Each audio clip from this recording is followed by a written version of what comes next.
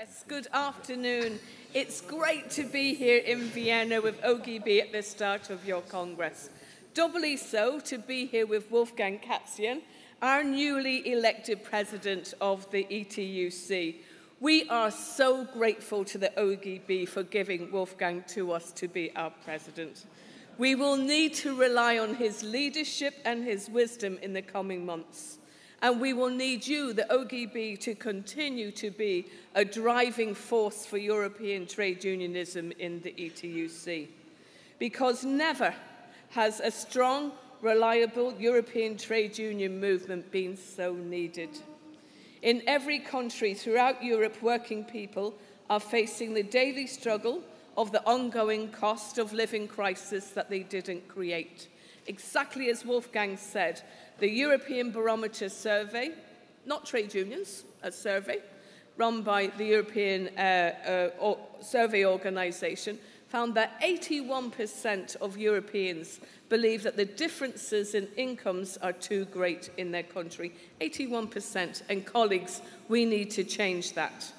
That's why trade union congresses are so vitally important. The challenges ahead are not small, and we need to come together to rethink and reimagine new ways, new demands that are attuned to the central challenges facing us. How to ensure jobs, pay and conditions that provide for human flourishing.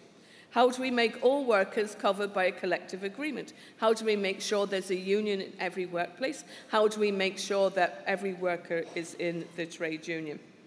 How do we ensure respect for work and workers, no matter who they are or where they're from? Coming together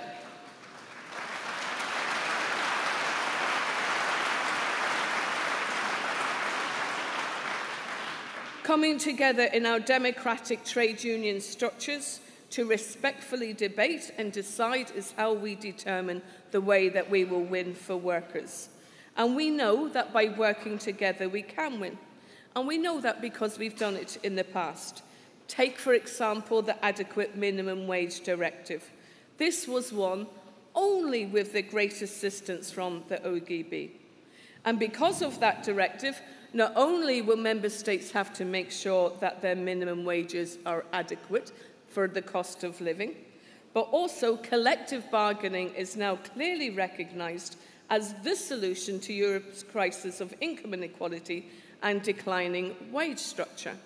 And that's why we must seize this moment and lead the charge to translate that directive into real-world organising and collective bargaining rights and into real-world victory for workers. We need to work together to do that.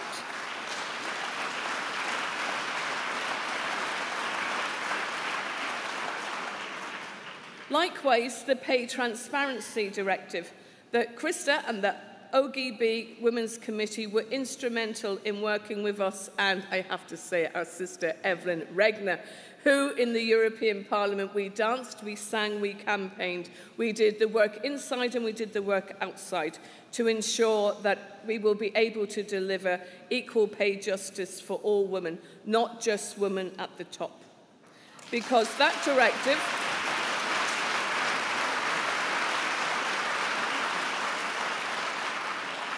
directive we fought so hard for will make sure that we can re-evaluate the work done by many women. I'm thinking in particular of care workers, of cleaning workers. It was never the case that this was low-skilled work.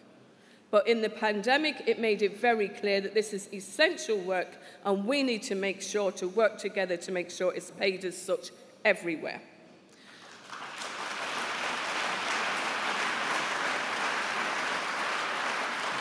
We're now working together in the fight of our lives for the Platform Work Directive.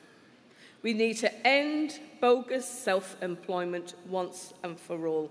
We need your help on this.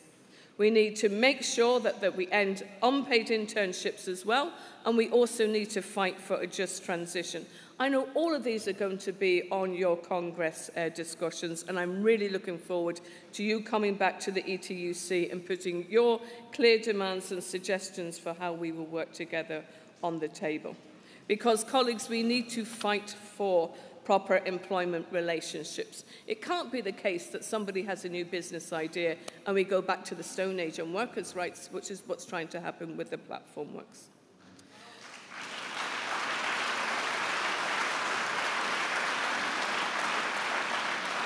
Delegates, what we know for certain is, given the size of the challenges facing Europe, no solitary worker, no single union in no individual country can deliver alone.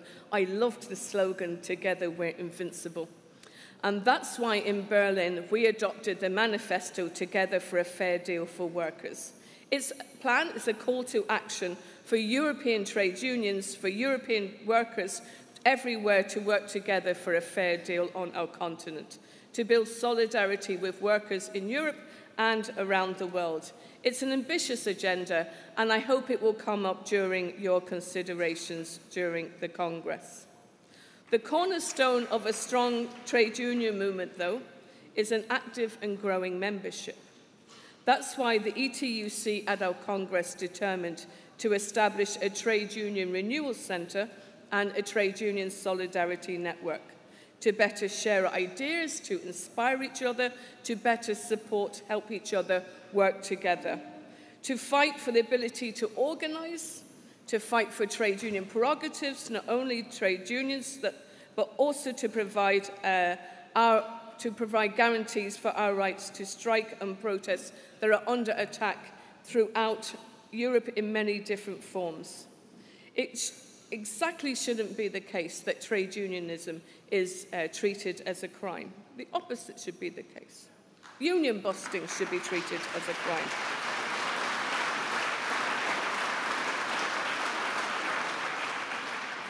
Finally, delegates, I'd just like to outline two immediate challenges and to ask the assistance of ÖGB. Firstly, we will only win a fair deal for workers when we have real reform of European economic governance. Now, this sounds like a techie discussion, but it's not.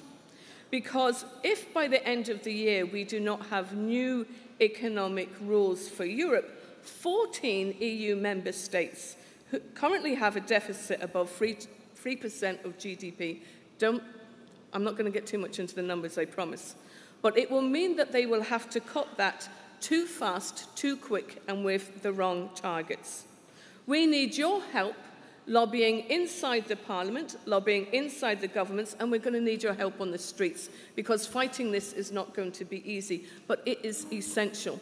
Because if member states cannot put investment into the just transition, into social protection, if there's not fair taxes, then a lot of our other demands have no hope of succeeding. So we have to win this fight, and we have to win it before December.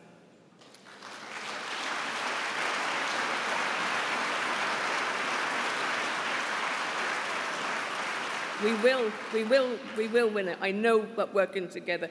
I know the energy in this room, we're going to win it.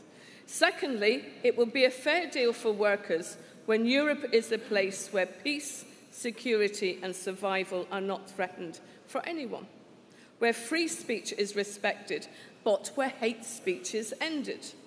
Our Charter of Values, adopted in light of our 50th anniversary in Berlin, will guide us in our work against the far right, especially for the European elections. The dates of June 6th and 9th of 2024 have been set for those elections, and the outcome will be essential.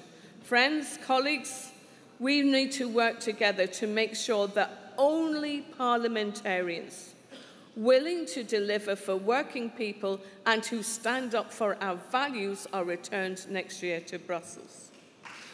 So,